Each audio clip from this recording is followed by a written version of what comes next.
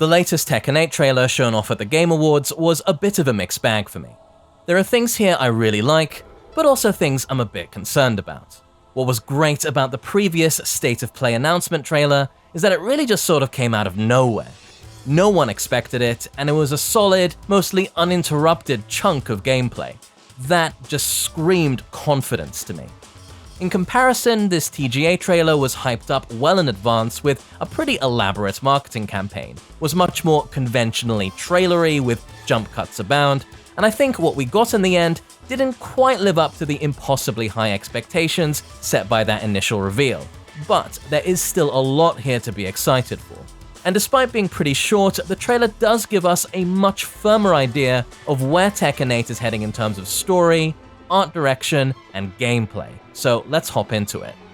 Let's start off with the aesthetics. If there's one way to describe everything, it looks like someone cranked the dial up to 11. These go to 11. Of course, being next-gen exclusive, running on Unreal Engine 5, and with the incredibly talented artists at Bandai Namco, this looks great.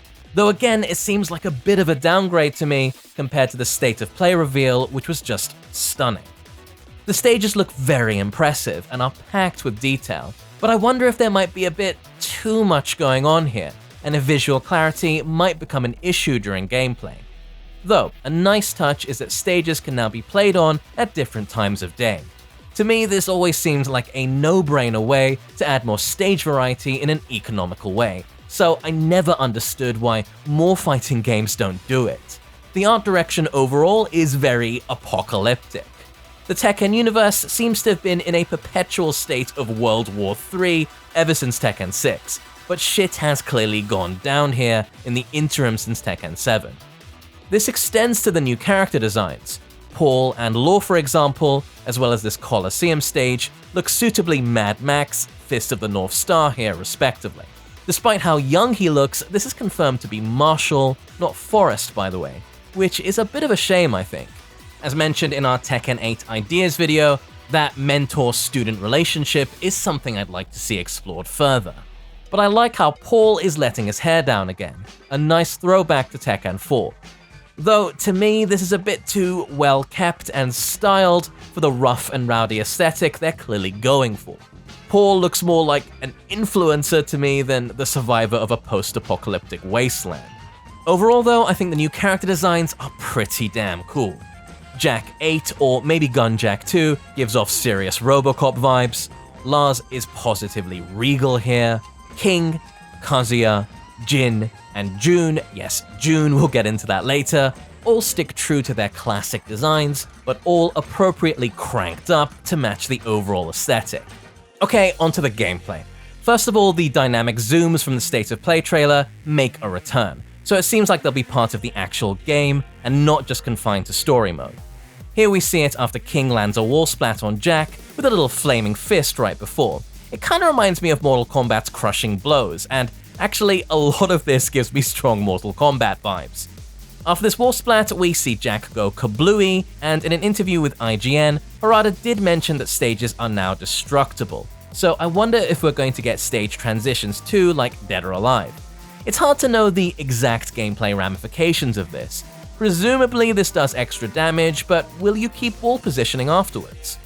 As shown in the State of Play trailer, block animations are a lot more dynamic, and seem to more clearly and organically signpost how positive or negative you are on block. I said this in the last video, but I think this is a really smart way of making the game more visually intuitive and cooler to look at, so hats off there. Rage arts seem to be still in. Here's Influencer Paul doing a Pog Fist or Death Pog on Law. No surprises there since Rage arts were a big part of Tekken 7's spectator appeal. This seems to be a big focus for the developers, more on that later. The combo system also seems relatively unchanged from Tekken 7. This is a typical Lars combo, and we did also see a screw in the last trailer, but the way this combo started was quite different. And that brings us to the biggest new addition shown off in this trailer, which is the new heat system. Presumably, heat is indicated by this white effervescent glow around the character. One thing it seems to enable you to do is dash cancel certain moves. The two examples shown were Lars' Electric Jolt and Jin Demon's Paw. which now also comes with an added Devil Wing effect. Both of these moves are safe advancing mids, but when dash cancelled, they become a launcher on hit from a new sliding hit stun, and massively plus on block right in the opponent's face. Me being the nerdy sweatlord that I am, counted about plus 10 here, and it's quite rare to get this kind of advantage in Tekken outside of the Wall Crush system that was just introduced in Season 5, so I wonder if that was a testing bed for ideas. This is all, needless to say, extremely powerful. So the question now is, what are the preconditions to get into Heat? Well, it's either going to be tied to your life bar or an independent meter, and I'm actually banking on the second one here. Heat also seems to unlock new moves for characters, like Jack comically dunking his railgun on King like an Acme anvil as a new extension to his pinpoint assault, or Law whipping out the nunchucks in what actually seems like a command throw. I imagine Heat is going to bear some resemblance to Soul Charge in Soul Calibur 6, where popping meter buffs your character for a short time with unique new attacks and abilities. I wouldn't be surprised if this new Devil Jinny looking move from Zenshin's stance, preceded by a red flash, might be Heat exclusive, but more on that later.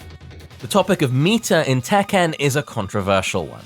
Heat seems extremely powerful, so I wouldn't be surprised if its usage is indeed governed and limited by meter. At the moment, we simply have no idea though, but what we do know is that the Heat system is explicitly designed to encourage aggression and make Tekken more of an esports-friendly spectator sport. To quote Harada from an interview with IGN, this ties into aggressiveness as well. If you're looking at the esports scene where two people are at the same kind of level, there might not be a lot of offense going on because it's hard for both players to open up their opponent and not a whole lot happens. And you can see this in boxing and other martial arts as well, when two people are on the same skill level and there's not a lot of attacking going on. We wanted to make sure the game is entertaining to watch by motivating players to go on offense and try to open up their opponents. Not just because it makes the game more enjoyable for them, but a much more entertaining experience for spectators too. This statement, taken at face value, has me a little worried. Different fighting games are good at different things and appeal to different tastes. Again, bringing it back to Soul Calibur or Virtua Fighter, those are 3D fighting games with a big emphasis on close-range aggression. Their systems have been refined over several decades to facilitate that, and that's what they're good at. Tekken, though, has traditionally been a slower, more defensively inclined 3D fighter, with a greater emphasis on the mid-range. There are many components to this. Due to the lack of a dedicated block button, you can block while backdashing, which is very unique for a fighting game. The reward for whiff punishing is high due to the embellished combo system. And also, there are no penalties for blocking like chip damage or a guard gauge. Now, I'm all for developers shaking things up and trying new things with their game. I really want to see something fresh and different from Tekken 8, and in that respect, I'm curious about the Heat system. But I also think that developers should try to focus on what makes their game unique and stand out from others. So I was hoping to see a greater focus on and innovation regarding Tekken's movement system. And I thought with the explicit focus on a backdash to a whiff punish in the previous trailer, that's what they were going for. I'm a little worried that 2 trailers in now, we haven't seen a single sidestep. Though, there do seem to be clearer indicators of homing moves, as represented by these blue trails. Homing moves must mean there's also lateral movement. I'm not sure what these red lines mean, maybe it signifies an unblockable attack, maybe a power crush, maybe just for some visual variety, who knows. The other thing that's a bit of a mystery is this orange glow while blocking moves when the opponent is in heat, and I don't think I'm ever going to get used to saying that. Maybe heat moves do chip damage, maybe it's another signifier to show when you're negative or positive. Potentially, taking another cue from Soul Calibur is that characters now have a guard gauge, and if you block too much, you're at risk of getting guard broken. Again, there's just so much we don't know about Tekken 8 currently, and it'd be presumptuous to jump to conclusions from a 1-minute trailer. Yes, the developers have explicitly emphasized aggression, but that could also be a PR thing. Harada probably isn't going to be banging on about the intricacies of a slick backdash cancel in an interview with IGN. I do hope, though, that with all this explicit focus on rushdown and offense, that there are equally strong defensive measures. that there's a balance here from which matches can derive variety and texture, and that we're not constantly being railroaded into aggression. Only time will tell if that's the case. And finally, let's talk a bit about the lore. So the big reveal here is of course Jun Kazama. With the recent Tekken Bloodline anime on Netflix, it's clear now that they were building up to her return. So I wonder if we'll see Ogre as well. The big question is, Mum, where have you been for the past 20 years?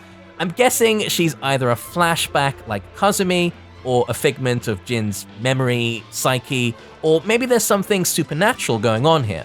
For me, the most exciting question is whether Unknown, this sort of spectre that's been lingering over Tekken's lore for over 2 decades now, will finally become known, and what ties Jun herself has to the Devil Gene.